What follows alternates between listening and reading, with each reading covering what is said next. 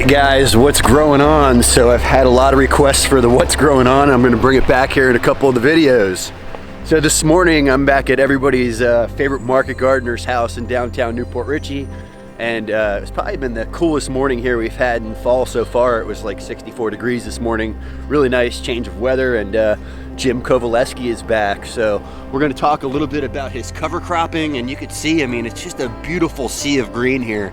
We've got nothing but different varieties of sweet potatoes, turmeric popping out, Moringa oleifera covered in flowers and drumsticks. These are edible at the young stage. Just made a Moringa video, had a lot of people point out about the drumsticks, so wanted to bring that up for you here this morning. Pecan tree has pecans covered on the driveway. A lot of the fruit trees actually have fruit on them here, and Jim has actually started that pulling up process of the sweet potatoes.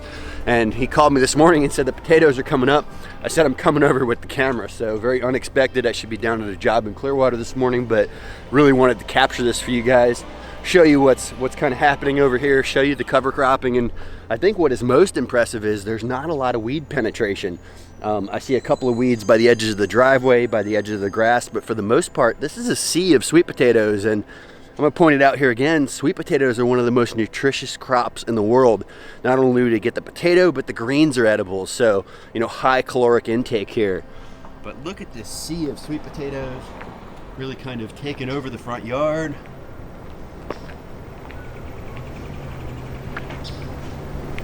Woo! I think what's really epic to point out is just how uniform the sweet potatoes are. I mean,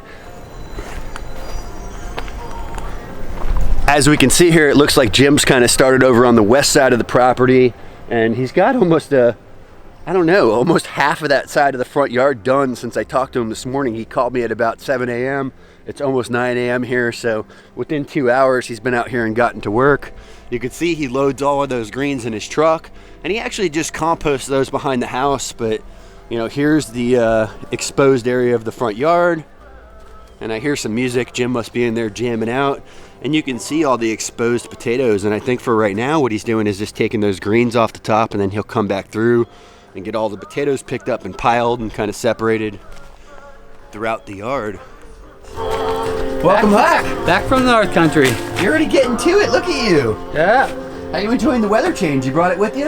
Well, it feels kind of hot to me still, but yeah, everybody else is loving it. Yeah. You know, turn the air off at night, so. So this is 2 hours.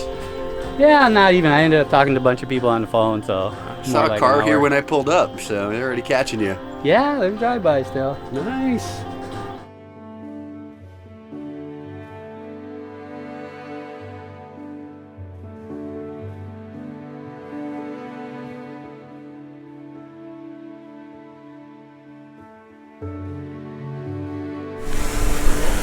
Alright guys, so getting a little bit more creative with the drone these days. I'm trying the active track.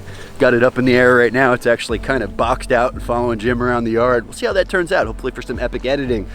So while I had the drone over top, I'm sure you guys saw the black mat. You saw a couple other things around here, and you probably had some questions. So the black mat is the same exact black nursery mat I use at my place, and that's just another form of a cover crop that Jim uses here on the shell driveways. So, you know, there was no herbicide sprayed here while he was gone. There was no chemicals being used to control weeds. That black mat keeps the weeds down in the driveway. So, you know, Jim, when he takes out the sweet potatoes, it's gonna take all of that green vine off of the driveway. There's the only bit of weeds I've actually seen kind of in a large patch. It's not an invasive species of weeds. That's not torpedo grass. It's not nutsedge. It's not one of the really tough ones like Bermuda to fight. That's really easy actually. You can get that stuff out from the roots. Not gonna be a long-term issue.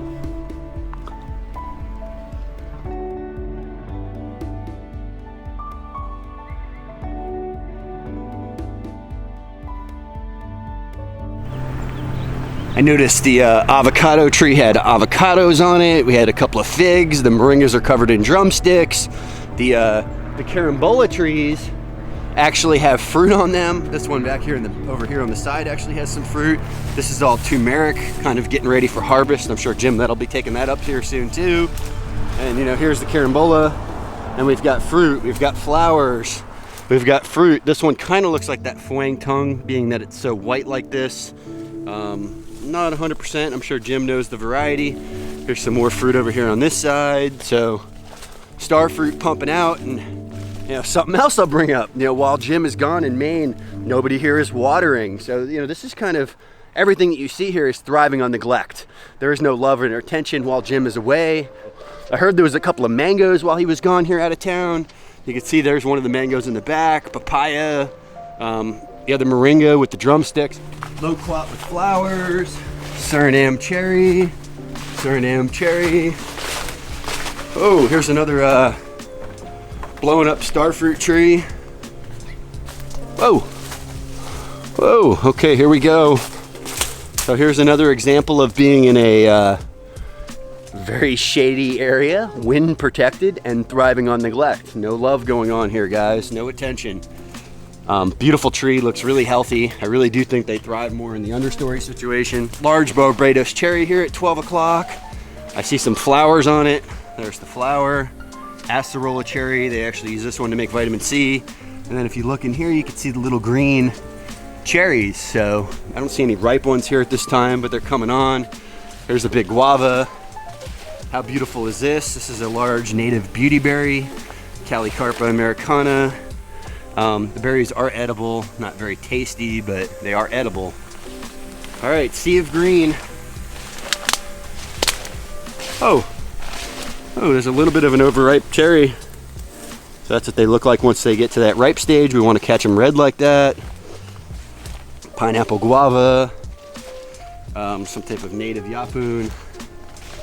Here's a large egg fig. I took some cuttings of this before Jim left town. Suriname cherry.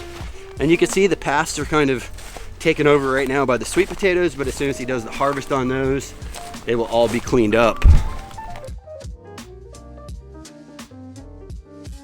So cover crops seem to do their job, low weed pressure, right? Yeah, I don't think I've ever seen it this good. I don't know what, maybe all the rain, but I did extensively plant. I grew my own slips and then bought some slips still. Nice. I know I'm going to get about 50 questions. What varieties of sweet potatoes are you growing? My main one is Georgia Jet. I've seen that's done the best. I used to try Beauregard, but it ends up being these long tubular roots that really don't produce any swelling on them. I tried Hernandez this year too. I think I got 500 of those. We'll see. They were supposed to be nematode resistant. And then I've got that purple with the white flesh. That one's always clean. So I've got a bunch of those I grew and put over on the other side by Mom's. Did you buy slips of that again? Nope, I just grew my own. Just did your own? Yeah, saved my own. So we'll see. Those are, and people buy them. I'm surprised. I don't like them that much. They're kind of not as moist. They're kind of, but some people like them. They're more like a regular potato. Okay. So you've got some nitrogen fixing ground covers mixed in here too? I put black-eyed peas, iron and clay in with sweet potatoes. Usually I see the iron and clay up above the sweet potato canopy, but this year they must have swallowed it early. But Jimmy said they were out here because he came up here, early after I planted. Okay. Well, geez, you've only been back 2 days. You already got soil blocks knocked out? Got about 1,000 minis in. Hopefully, they should be in the ground in probably about 4 or 5 weeks. So, and I'm back a full month early, so I'm hoping to get an extra crop because usually I don't have anything for market till Christmas. So I'm hoping by the end of November I'll have some. You're ahead of the game this year. Well, got to get some money flowing again. Maine wasn't all that good this year, so transition time's up there. Struggling, man. Yeah. So you'll be back at market tomorrow? Yeah, I brought garlic and those canned berries, and I brought a bunch of chaga. So I'll put that out. For locals that always ask me, where can they find Jim? Where can they buy his produce? Where were you at? Tasty Tuesday, every Tuesday morning from 10 to, I think it's noon. And that is right at the library on Main Street. It's downtown a courtyard. Newport Richie? Downtown Newport Richie. It's only 4 blocks from here. It's a great little market for me. Nice. And it runs all summer. Yeah, the Brights, nutrients, I'll have them. They'll probably take some of my garlic and the sweet potatoes. And we'll see. I'll probably do that CSA down in Tarpon too, but that'll be a while. Okay. So you had a little bit of an easy ride back and forth this year, didn't you? Yeah, we cheated a little bit, didn't you? Red got retired to Florida. She's been having more and more mechanical problems, and it's hard to get parts. I had to wait 2 weeks for a carburetor, and if that happens when I'm on the road, that'd be tough. So, yeah, so I limited what I could bring back, but I got a newer minivan that goes 75 instead of 55, and makes a lot of difference in getting here. Much more comfortable, radio, everything. I'm getting old. Look at the gray hair. So maybe I need to be thinking more and more about being smarter. So. Okay. Work smart, not hard. Right. Okay. But it doesn't look like it here. looks like I got some hard work ahead of me, but it's good for a body. I think we're going to have to come over and give you a little teamwork action here, Jim. That'd be good. All right. That'd Not be often good. you accept help, so. No, but I'm going to have to learn as I get older and older. Okay. So what can we expect from you this year? What's anything new and exciting, or same crops as we normally pushing, or? Well, because I'm a little early, I might try some shoulder season crops. You know, Jimmy's got some tomatoes started for me. I started some early tomatoes that are like 56 days supposedly. So if we don't get, you know, frost until January, I might have some tomatoes and maybe even some cucumbers, just to see. I've never even been here to have the chance to do that. So we'll see if that works out for me. Because I got a lot of empty space. Because the first generation will probably only fill up that space. So probably a lot more arugula. That sells so well and so easy. So easy to move crop, huh? Yeah, I mean, it's amazing how, you know, that pizza Greg will take pretty much all I can give him. So, and I'm hoping to do more with the restaurants this year again. Last year I kind of backed off on that. So step it up again. Yeah, Brick's out there on 54. He always takes my stuff. He loves it. You know, he loves those turnips. So it's pretty much will just be a little more volume of what I usually grow. And a little more intensive. I'm gonna have my brother down here help me, and you know, early to late November, and stay until Christmas time, I guess. So that'll be good. Him and his wife helping me a little. So for local folks watching this, you know, that want to do market gardening, and you know, they're seeing what you're doing here. What are you doing to put nutrition back in the soil? Do you have any pro tips to get started? Well, you know, I start small. I mean, this is a pretty major undertaking for anybody. Small? No, I start small, you know, because okay. like I started over on that other house with, you know, probably a 4,000 square foot bed. So start small, and organic matter, wherever you can get it. I mean, that's the secret, because a friend of mine that I couldn't get any organic matter to last year, seeing a real drop in the quality of the produce, because it's not got that continuing nutrition coming in. Because this is getting, you know, 80 yards of mulch sometimes twice a year. Wow. You know, so it's a continual feed. So we should probably point that out. So you're not covering this whole thing in manure or fertilizer. No, it's all free compost from the city. It's a great program. And then I turn around, and all these sweet potatoes vines will go back, and they'll compost them for me and pick it up. So it's a really good circle of life. Yeah, I really like how that works. And so I'm glad they do it, because if they stopped, I'd have to make a major change in how I do it. Wow. So all the sweet potato vines come up. How much compost do you put down? Usually, you know, this time of the year, I'll only put down like maybe an inch, just to, you know, give it because that seems to hold moisture better, even though, you know, the sweet potato, you know, there's a lot of mulch on top, but it just seems like, you know, that newer stuff seems to hold moisture better, especially if I water it in. It's like almost night and day difference just with that 2 inches of compost for the fall. In the spring, I do it a little thicker. All right, Jim, I'll probably follow up here in a week or two and see what these numbers look like on this sweet potato harvest. And, okay. Definitely going to try to get back a little bit more often this year. And yeah, you should have some in the ground, and like I say, I'll be planting, you know, some next week, but, you know, in 4 or 5 weeks, I'll be putting a big crop in, you know, all the soil blocks. Nice, so, okay. I'm going to go forward to my mail, or get my mail forwarding back, and do all the chores I got to do for arriving back in Florida for the winter season.